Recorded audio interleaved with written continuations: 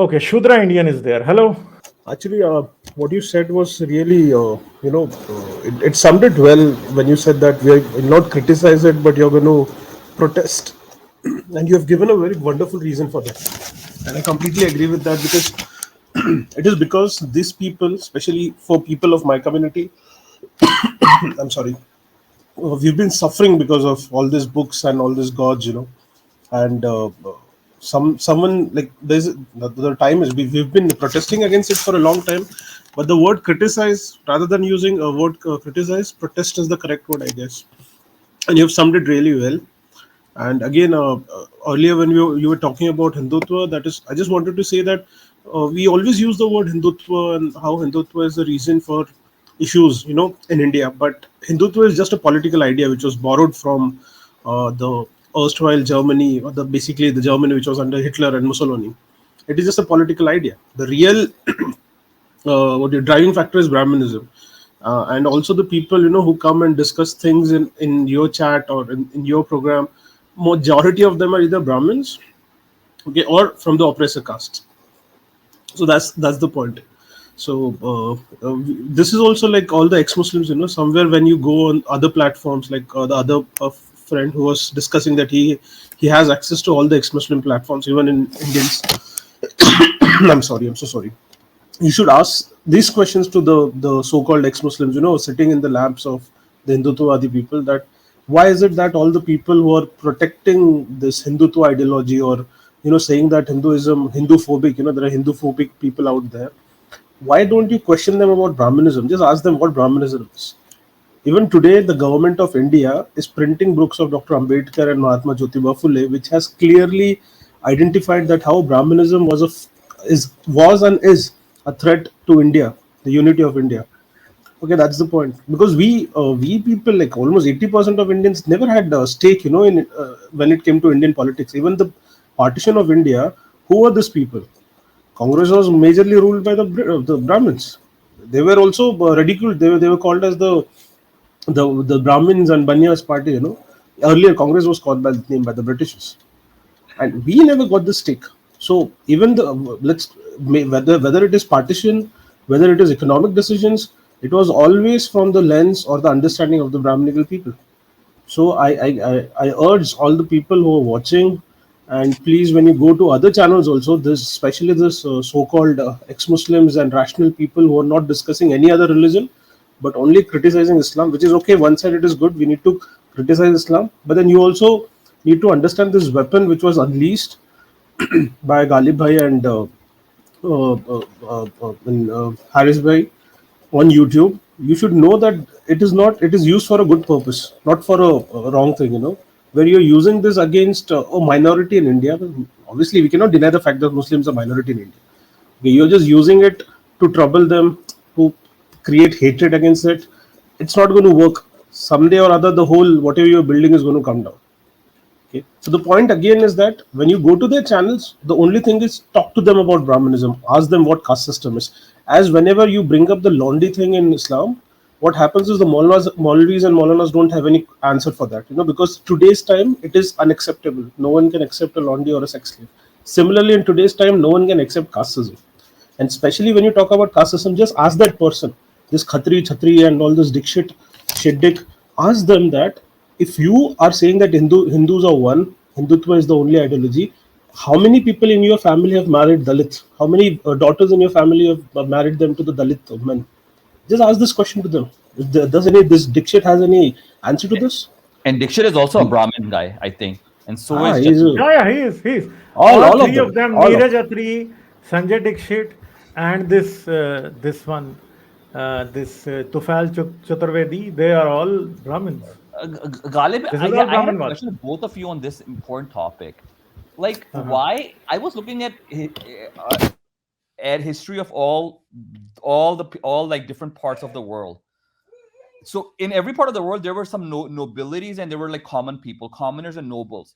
But there was never like strong caste system like the one we have in the subcontinent. Why was it developed here? Why was there's no caste system in China?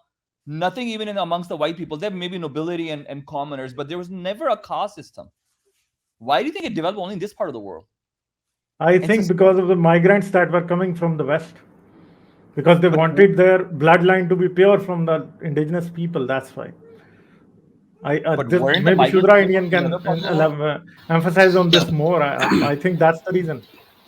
Yes, that is one of the reasons where the migrants they wanted to keep their bloodline. Initially it was completely different, where you can see the Aryans fusing with the Dravidians. So this was happening, but then in a certain time, especially in the Vedic area, they call it, certain laws were made, especially by this so-called Aryans, especially the white skin, the fair, white is not the correct word here, but the not so dark skinned people. They started enforcing these laws that we will be performing endogamy. Endogamy is basically marriage in between caste, and you see this happening somewhere in between, not in the early invasions, or basically there was never Aryan invasion. It was always migration, not initially during the Aryan migration, but later in the period, you see that this rigid structures were formed, and then you see that there was very little, change in even the DNA systems. They are all intact, and that is what has been carried. And later, somehow religion was involved in it, and they codified everything, and that is how it became a big problem. And the reason for this is again race. Race is the base of casteism. The color skin is a base of casteism. How people look. Even today, I come from a state which is not completely towards the north and not towards the south. Here, people look completely different. If you go to Punjab, they have a different kind of skin. To Kashmir, to the northern belts, come down to my states, the southern states, you'll see different kind of people, and that's the point. And even if you check the Shudras, like Shudra, when I say Shudra, basically the SC STs, how, the way we look is very different from what the so-called upper caste, we call them oppressor caste, the oppressor caste people look, because they wanted to preserve this identity, their bloodline. That was one of the reasons. But like preservation of bloodline is in other parts of the world as well. And they were saying in the comment that Japan has a caste system. It's I don't think so. It's likely the way it's in India, and also China does not have. They're 90% Han Chinese. They're identified as Han Chinese. They didn't subdivide themselves. But this thing is only in our part of the world. And maybe even if they wanted to keep the bloodline pure, why did it survive for thousands of years? That is a key question. Very good. Ambedkar has written very nice about this. Why do you think the practice of sati was brought into the picture? One sati was never practiced between in the OBCs and SCs and STs. Today we use the words OBC, SC, STs. The Shudras and Ati Shudra never practiced sati. It was only the upper caste people, because if you control the woman, this is what Ambedkar says. In annihilation of caste, if you control the women, you control the particular caste line, your bloodline. So what are the ways to control the women? When the man dies, kill the women. When the man dies, there was a pratha, there was a what you call a tradition where when the Britishers stopped this sati thing, the Peshwas, basically the people in Pune in Maharashtra, the so-called Brahmins, they enforced this idea that if a husband dies, the women will have to wear only white saris. She'll have to keep herself clean shaved, her hair on her head, and also eyebrows should be clean shaved, and just because she shouldn't look beautiful, and not attracted to any man. And she was asked not to marry any other person after that. So if you control the women, you control the bloodline. That is how they did the control thing, and that is why they are successful in doing that. Sati is not for. There's nothing like. It was not because for some ritual purposes or for some pleasing some god. It has got nothing to do with that. The main point was to have control the women, control the property, and control the bloodline, and how to keep this caste system intact. No, I agree with you, but and also the way you were saying that subcontinent was at the time of partition was mostly Brahmins, but always remember that always elites make decisions. It's everywhere in the world. So the commoners generally are not involved in most decisions, especially back in the day. You know, during like But few years then they back. were elites. We need to understand a point here. They were Shudra kings in India. Okay, who Yeah. will later they were turned into the so-called Kshatriya kings. Even there was a point when Chhatrapati Shivaji Maharaj was considered as a Shudra, and one of the Brahmins decided not to do his coronation. That is a fact. So these people who are the Kunbis and the SCs and the STs, even they had their kings. Why they were not considered in the elite? Why they were not given position? We need to understand. We need to discuss this. There's a whole just one thing, friend. I just want to point out one thing. There were so many rationalists already present in India, but when they got a chance, they just brought this so-called ex-Muslims to the national TV television debate. whom they know they could control. Why Science Journey is not there? Why Galiba is not there? Because they're discussing Brahmanism out. They don't have any problem discussing Brahmanism. So whenever we start discussing caste, we are kept out of the stream, and this is the same thing which has happened during the independence movement in India. There were elites in from the OBCs and SCs also, but they were never given a chance. What happened to Ambedkar? The Congress made sure that he lost the elections, the this what do you call the general elections, the first general election. Yeah. So this is the reality, and surely like someday this will be in common. Now, what happened in Google? There was a program arranged for Yeah. where they were going to discuss caste. Google, that too in America. Yeah. Google decided to cancel that program altogether because Satya Nadella, which caste does he come from? They never talk Brahmin. about caste. Yeah, they never talk And about even the all CEO, the who big- is the current CEO, he's also a Brahmin. Sundar Pichai is also Brahmin, I think. Tamil Yeah. Brahmin. Yeah, The, Sundar Pichai. Yes, the Sundar Brahmin Pichai. of the holiest kind in India. Brahmin of the holiest kind in India, who the Tamil Brahmins consider no one their equal. Yeah. No, they are so yeah. The so Ayers. privileged. The Ayers. Yeah, I Yeah, know. yeah, yeah. Yeah, and there is a very wonderful book which has brought this so-called upper caste Brahmins to their knees. It was written by one of the Brahmins, T.N. Krishnan. He is a Magasis Award winner, awardee, and he's written this book, Sebastian and His Sons. And in that book, he's basically a musician, and all these Brahmins in South India, they're known for their Carnatic music. So for Carnatic music, what you need is Indian tradition drums. Now these drums, they're made from the skin of the best calf of a cow, the best calf, the smooth skin. So all these SCs, scheduled caste people, they've converted to Christianity now in South India, most of them. So Sebastian is a Christian. In the book, Sebastian is a SC Christian who is responsible for making this drum. So the Brahmins, they used to go to his place initially. They'll just touch that calf. Okay, we want the skin of this calf to make the drum, and then they'll make a drum out of that. So this is the reality. They talk about beef eating. This Atri stupid guy. What is his name? The Dixit also, and the Toffel Chaturvedi. He says that I'll cut you. I'll kill you if you touch the cow. You idiot. You dumbass. Go and do that to the people who are making these drums and singing the Carnatic song. Do you have that? I feel like using foul language, but I'm sorry. First of all, This is the there's a reality. double-edged sword on it. One thing, India is one of the biggest beef exporters in the world. Why is it letting other people kill cows? Forget beef exporter, brother. My family, my grandfather, we come from the same. Our job, our ancestral job was to protect the village. We are the watchmen, We come from the Mahar community. And the second thing, what we did, if we had any dead animal in the village, my grandfather and their ancestors, they used to carry it on their back, bring to our house, cook it, and eat it. So our food was cow, dead animals. That is what we have eaten for so many years. So did we do it outside India? Did they give us a flight ticket to America to cook the cow? We've been eating it in the villages. What are they saying? Got it. Yeah. So, in your opinion, final question, sorry, Galib. So in your opinion, what do you think? Do you think this caste system would end in let's say 100 years, or not? You think it's gonna go on for another as long as it possibly can? Because what I was surprised in living in the US, you meet a lot of people from India, but what I have observed mostly are from upper caste, because you don't find any Yadavs, or I try to understand the names which could be lower caste, but you never find them. Maybe there are, but very few. I've not met anyone, and all of them were supporters of Modi, especially when he was coming, almost 8-9 years back, and I was in school at that time, and I used to ask my friends that, oh, what do you think? Why are you supporting? They said this is the only guy. So I'm just giving as an example. Do you think this can ever end, or do you think this is going to be part of the Indian tradition as long as we can foresee? Yes, I mean, caste. We've been doing many things to counter. Basically, come up with new plans to get rid of castes. There are two ways. Some people have said that the best way to eradicate caste is to make sure that all castes come to an equal level.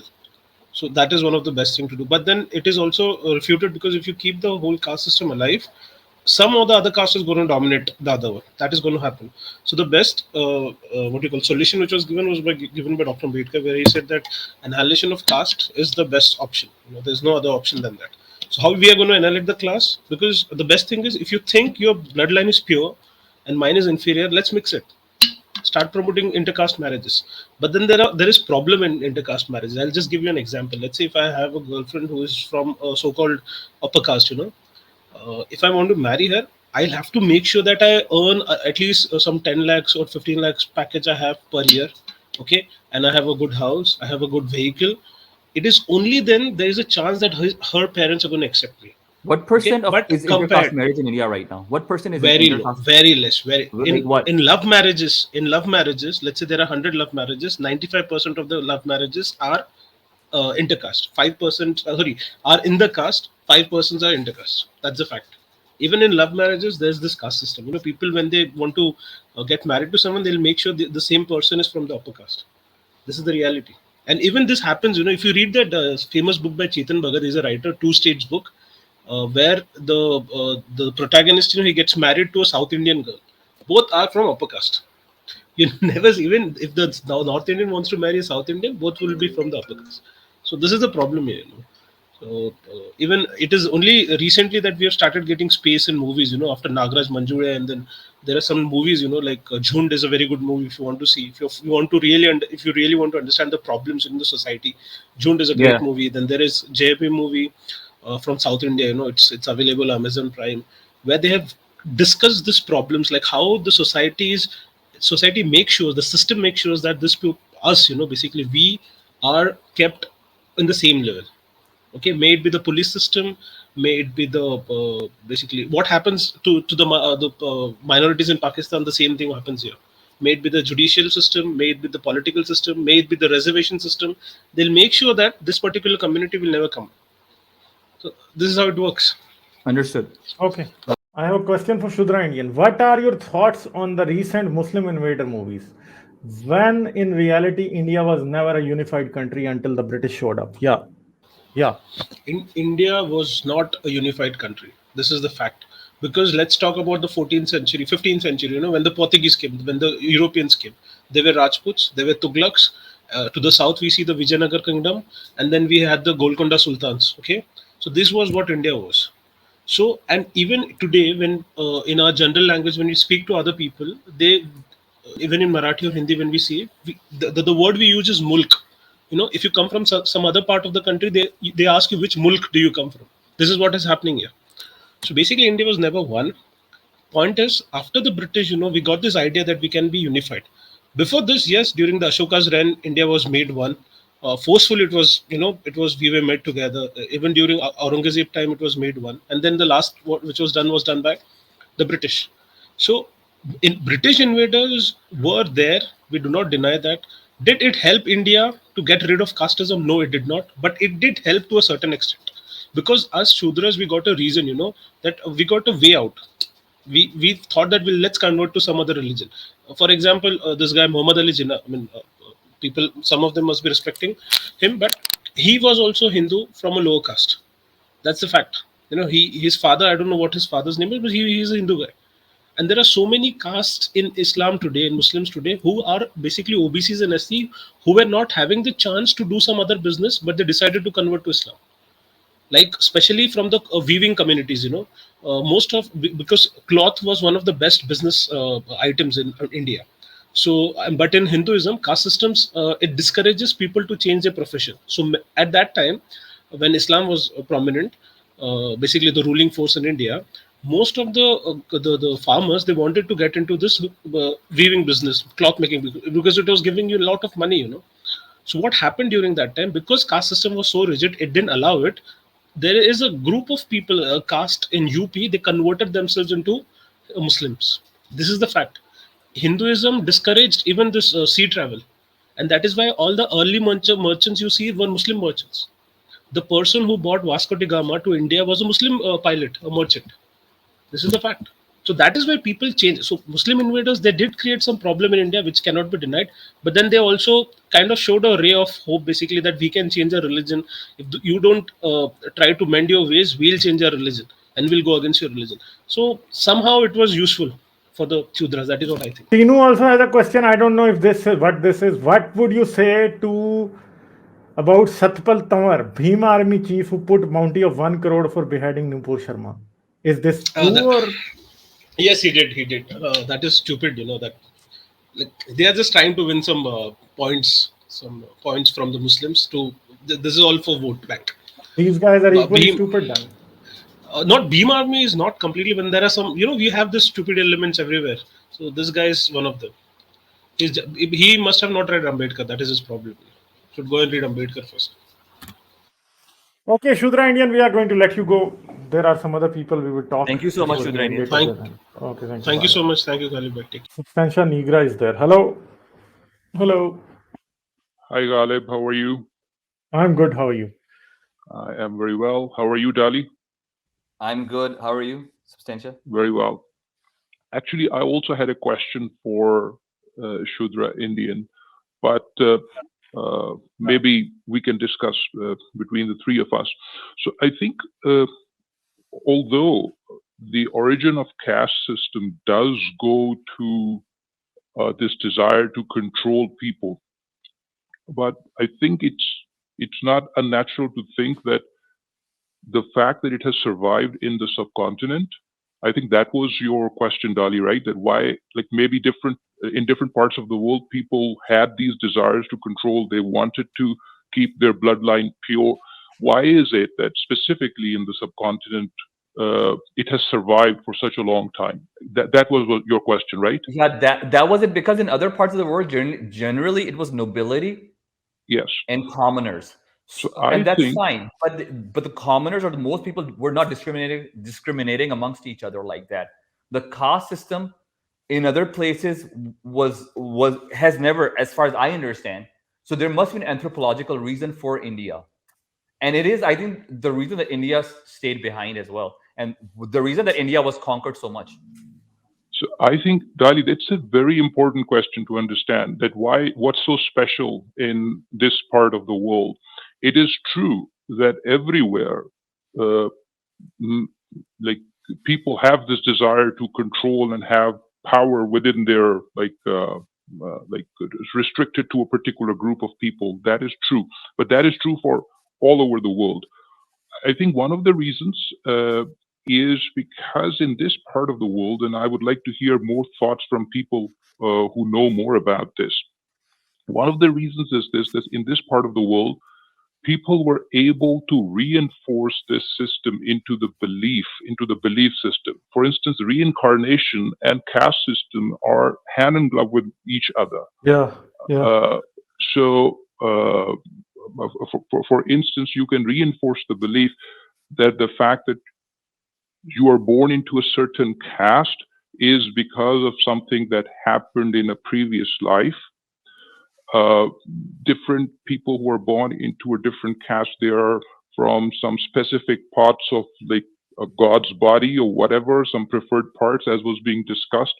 So as a result, what happens is this is a very like a cunning way and a clever way to reinforcing that belief, not only among those who are benefiting from the system, who are the beneficiaries of the system. So it's easy to reinforce something who are benefiting from the system, the But upper caste people. substantial, Nigrad, it didn't reincarnation come from Buddhism? Because the state of nirvana, like, I think the concept is that you get reborn till you achieve that nirvana stage. Yeah. Wherever it comes from, and maybe you know more about that, but No, I'm just asking. Yeah. wherever it comes from, what it can potentially lead to, that people who are benefiting from the system, of course, they would reinforce the belief. However, people who are at the lower end of that pecking order, for instance, who are those people who are being exploited, the people who are like assigned to these lower castes, and they are also convinced that this is something immutable that cannot be changed, and they also get to terms. You like postulate an imaginary being, a god or whatever, that it's the desire or the will of that god, and you just have to come to terms with that.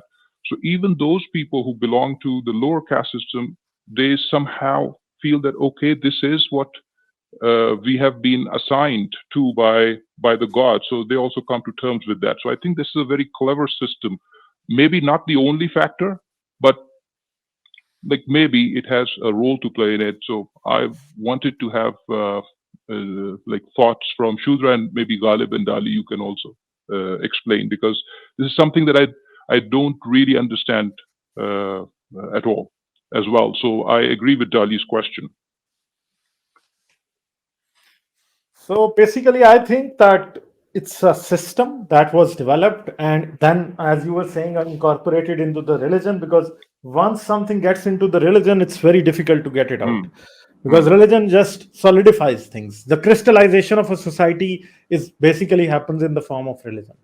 And when caste system, if it was some kind of class system before, it had nothing to do with religion. But when this Manu Smriti book came in and it crystallized the caste into a religious structure, then it became almost impossible to separate it from the society. So maybe it did not start as a purely Hindu thing, but later on when it was incorporated into this, then it almost became, it is impossible. As long as the Hinduism is going to live, the caste system is going to be there in one form or another. As this guy was saying, Shudra Indian, that intercaste marriage is the one thing that can solve this problem. But that marriage, that kind of thing is not happening in India anywhere, and it's not going to happen, I think.